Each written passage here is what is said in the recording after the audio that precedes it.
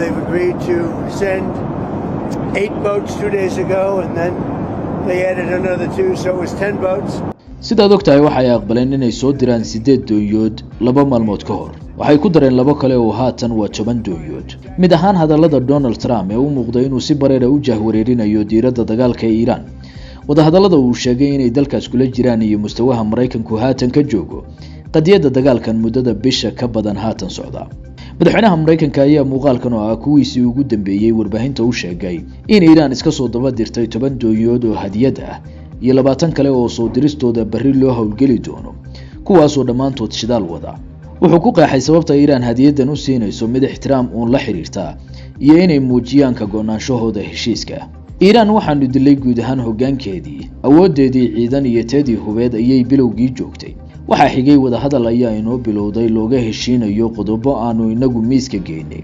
hadiyado ayay inagu harqinayaan si ay inoo tusaan ixtiraamka ay inoo hayaan, maadaama aanu dagaalka ku jabinay ayna wadahadal iyo heshiis u baahan yihiin, iyo weli waanu duqaynaynaa xitaa inagoo la xaajoonayna. afka Trump ayaa laga wada hayaa, halka Iran doodahan oo dhan uga jawaabtay si wadista difaaceeda iyo diidmo qayaxan oo ay ku beenisay inay wax wada xaajooda Washington kula jirto.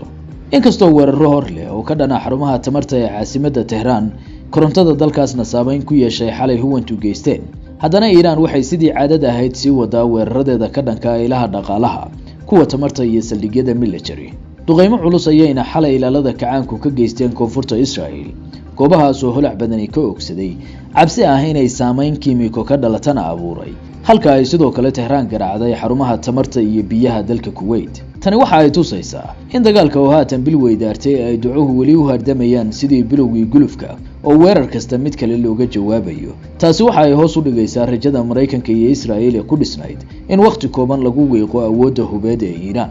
inkastoo haaro badan loo geystay quwadda hubeed ee Tehran, haddana waxa khubaradu qabaan in istiraatiijiyad ahaan istifaaca Iran yahay mid ku dhisan qorshayaal sanooyin badan la dejinayay oo ugu horeeyo nidaamka baahsan ee kaydadka hubka dhulka hoostiisa ah, taas oo dalkan u sahlaysa inuu dagaalami karo ama difaaciisa adkeysan karo muddo ka durugsan qiyaasta dhow.